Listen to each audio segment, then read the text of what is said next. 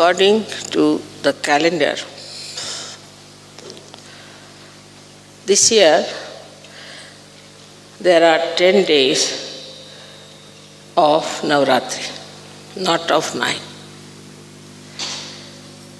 9 are the days in the night when the goddess had to fight the demons and to save her children from the effects of negativity.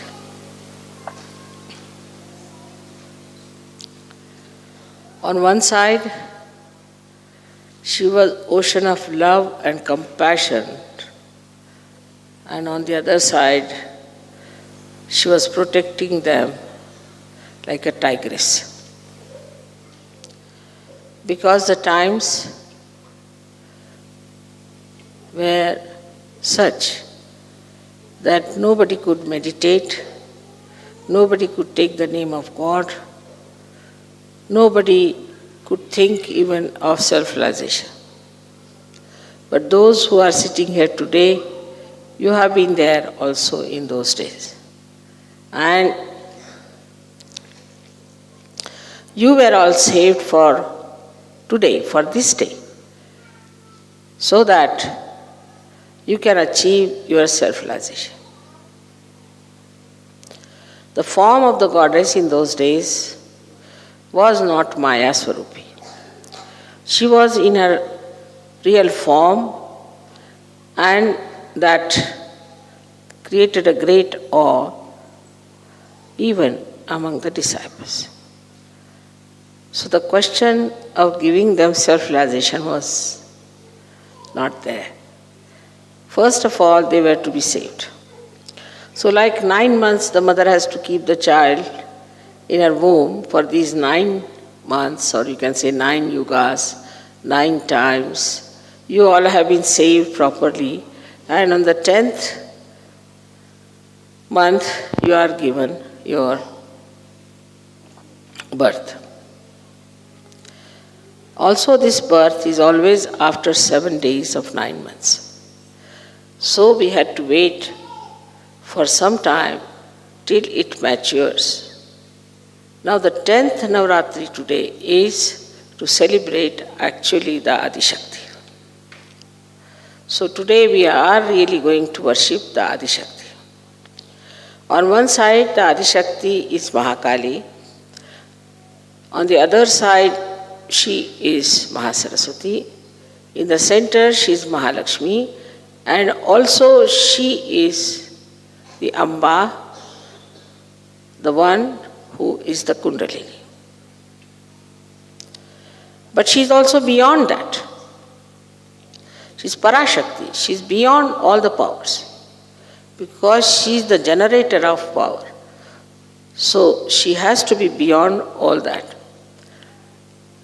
So today when we are worshipping her, we have to worship her in all these forms. So you understand that the 10th day that we are having Navratri for the first time in the calendar is because today is the day when we are worshipping Adi Shakti. Adi Shakti was never worshipped before, never. But this time when I went to Calcutta, I told them that we better worship Adi Shakti today. And they were surprised why today Mother is asking for Adi Shakti to be worshipped. So when I went back to Pune, they told me that Adi Shakti, as you know, is the Saptashringi. Means the one with 7 peaks. She rests on the 7 peaks, means on the Sahasrara, on the seven chakras. She rules all the 7 chakras. They told me that when we had the puja in Calcutta, same time, that's the only time when those who follow Saptashringi, which are very few people, all of them come there. And there they come first of all the people from her mother's side come down. So the mother side of the Adishakti are regarded as Vaishnavites, the one who follow Vishnu. So they come first there to worship her, and then the father-in-law side, that is Shiva's side, comes in, Sadashiva's side. That's exactly that time when we had the puja. They have these two groups together to worship. So now we have among ourselves people of two types. One are, we can call the one who worship Brahmadeva on the right hand side, and the people who worship Shiva on the left hand side. Both sides have to meet at a point, and that point has come, that we have to worship the complete integrated form of all these powers which has manifested within us. Now when they say there is only one God, all right, there is one God.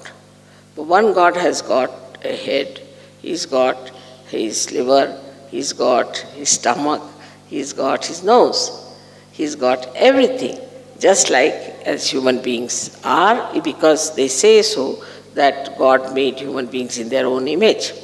So then he has different parts in the bodies, and he has to run those different parts. And for these different parts, he has to have deities, and these deities are to be understood.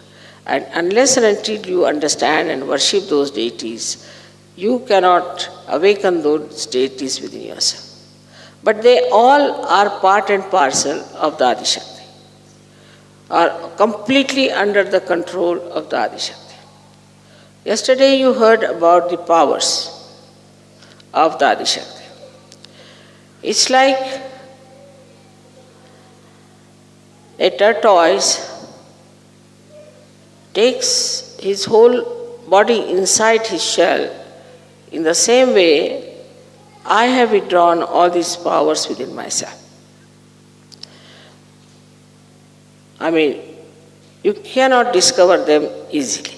You cannot find them out easily, except for these modern cameras which are trying to cheat us. They are the ones who are giving my forms and things to you. Because there is light in these vibrations, and when these vibrations are emitted, you start seeing them in these cameras, even if they may not be very sensitive, but somehow people catch it. There have been so many miraculous photographs, as you know. One photograph you must have seen where Sri Ganesha himself is standing behind me. Now you don't see anyone standing just now here. But you don't know what's happening. And this is what one has to understand, that we have entered into a new realm of God's magic. And his magic works in so many ways. Of course, sometimes you also get lost because of your previous problems. You get dragged down. You get tempted. Sometimes you get also dominated by negative forces, and you fall down. And this is a very sad thing that should happen to any such. Because perhaps you do not know your past, and you do not know how you have struggled, how you have worked hard to come up to this level. And after coming to this level, if you do not try to go higher, then either you'll be stuck on the same place, or maybe that you may be thrown down. So for you to know that you are a Sahaja Yogi, you are not a wife, husband, mother, father. You are a Sahajogi. Like I am the Adi Shakti. Like that you are Sahajogis. So my main job now is to give realization to others. And because all my relationships are already fixed properly, I don't have to worry about any deity, about any god. They all work out very efficiently, everything. Now the description yesterday, as you read, of the goddess, that her hands were throwing all the arrows with such a speed that as if one felt that she was dancing. It's a fact, no doubt. But you don't see that. You cannot see that every hair of mine is like an arrow. And it works so tremendously. But to you, I am just sitting here quietly, just like you as you are sitting. But it's not so. It's something much more. Now when they show a lion or a tiger as my vahana, then you have to understand that they show, actually they are. Actually they are. It's not that they are symbolically, actually they are. So the dignity of a tiger, I have told you many a times how dignified it is. Because I sit on him. He's so dignified. If he has to eat the meat, he'll kill one cow or anything, eat the meat, leave it for others. He's so dignified. And once a month he eats. So even to get a vahana of this kind, this was to be evolved from amoeba stage to this stage. Otherwise he would not have been here. In the same way, you are evolved. And in you are all these vahanas also there. And they work out very quickly all that you want. You desire something. You'll be surprised immediately. You'll find it works out. You ask for something, immediately it works out. But there should be a complete dedication in Sahaja Yoga. When I say Sahaja Yoga, you know that is the yoga of your attention with my feet. That's what it is.